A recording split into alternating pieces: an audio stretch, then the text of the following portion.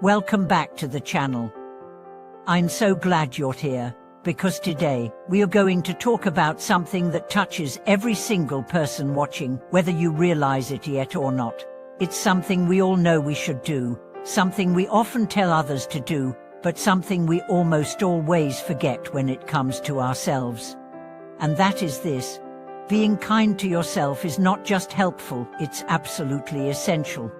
We live in a world that celebrates hustle, competition, and comparison. A culture where burnout is glorified, where rest is guilted, where self-worth is measured by productivity, and where most people wear their suffering like a badge of honor. We are taught to push harder, keep going, never stop, but almost no one teaches us how to pause, to breathe, to ask, what do I eat right now?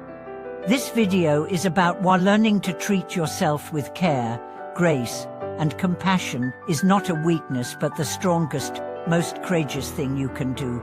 And we are going to unpack what self-kindness really means, not in theory, not in Instagram quotes, but in the quiet, daily moments where it matters most.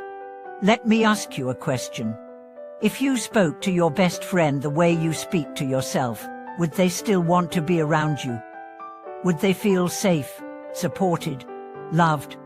Most of us have an inner voice that sounds like a drill sergeant, not a friend. We criticize ourselves for every mistake, downplay every win, magnify every flaw. We beat ourselves up for things we would instantly forgive in others, and the cruelest part, we've normalized it. But here's the truth: the way you speak to yourself is the foundation of your life. It shapes your confidence, your relationships, your dreams, your health. You cannot build a peaceful life on top of self-loathing. I once knew a woman named Renee.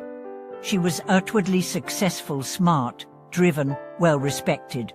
But inside, she was constantly at war with herself. Every mistake felt like proof of her failure. Every compliment was dismissed. Every success was not enough. She burned out 3 times before she realized the problem wasn't her workload, it was her lack of inner kindness. She began a practice of treating herself like someone she loved. At first, it felt awkward, even fake. Saying "I'm proud of you" in the mirror made her cringe. Taking a rest day triggered guilt. But slowly, something changed. Her nervous system calmed. Her creativity returned. Her joy resurfaced.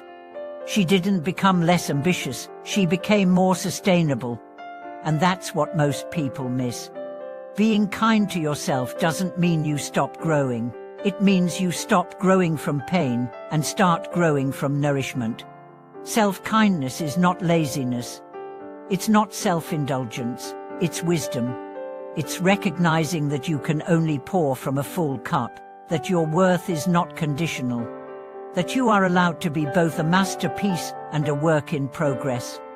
Now, let's talk about how this actually shows up. First, it's in how you respond to failure. Do you punish yourself, or do you learn? Do you spiral into shame, or do you meet yourself with understanding? One of the kindest things you can ever say to yourself is, "It's okay. You're allowed to make mistakes. You're human." Because if every misstep becomes a personal indictment, you'll live in fear. But if every misstep becomes a lesson, you'll live in growth. Second, self-kindness is in how you rest. Rest isn't earned, it's essential. You don't need to be exhausted to deserve sleep. You don't need to prove your productivity to take a break. Rest is not a reward, it's a requirement. I once worked with an artist named Luca. He hadn't taken a vacation in 8 years. He was constantly tired, anxious, and inspired. He thought pushing through was noble, but his work began to suffer. He took a month off reluctantly, and when he came back, he created his best work in a decade. Not because he worked harder, but because he was finally full again. Third, it's in how you hold yourself in hard times. When life gets heavy, when grief, loss, anxiety or heartbreak hit, do you criticize yourself for not handling it better? Or do you hold yourself the way you'd hold a crying child, gently, without judgment? Self-kindness says, this is hard, unhurting, and I still love myself through it. It doesn't rush the healing. It doesn't demand perfection. It offers safety inside the storm. Fourth, self-kindness is in how you pursue your goals. Are you chasing dreams because you love yourself, or because you're trying to prove your worth? Self-kindness says, I want more not because I lack, but because I'm worthy of more. It changes your motivation from fear to joy, from desperation to expression. And that shift changes everything. Now, I know what some of you might be thinking, but if I'm too kind to myself, won't I get lazy? But no, true kindness doesn't breed complacency.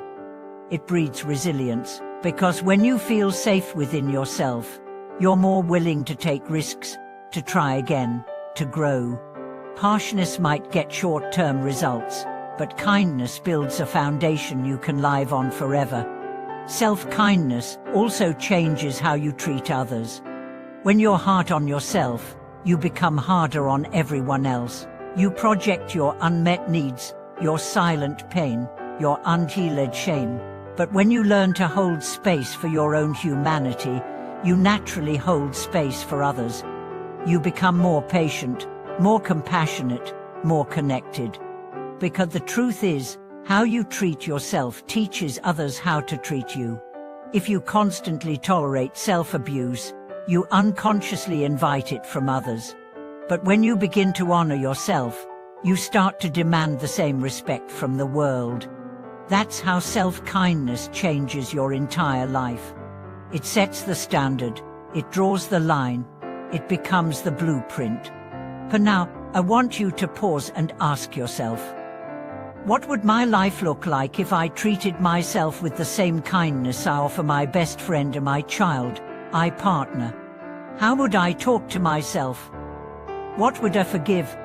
What would I stop postponing? What would I finally believe I deserve? Because the practice of self-kindness isn't a one-time decision. It's a daily devotion. It's brushing your teeth and telling yourself you're worthy. It's resting without apology. It's dreaming without shame. It's feeling deeply and not rushing to fix it. It's building a home within yourself that feels like safety, not judgment. So here's your invitation. Start small. Speak one kind sentence to yourself each morning. Take one guilt-free rest. Forgive one old version of you, and build from there. Because the most important relationship you will ever have is the one you have with yourself. And when that relationship is rooted in kindness, every other part of your life becomes more vibrant, more honest, and more whole. If this video spoke to your heart, I'd love to hear how you practice kindness toward yourself. What has been your biggest challenge? What's helped you shift? Trot your story in the comments. Your vulnerability might be someone else's lifeline. And if this message felt like something you needed to hear, please like, subscribe, and share it with someone you care about. Thank you for watching. Keep showing up for yourself with gentleness, grace, and love.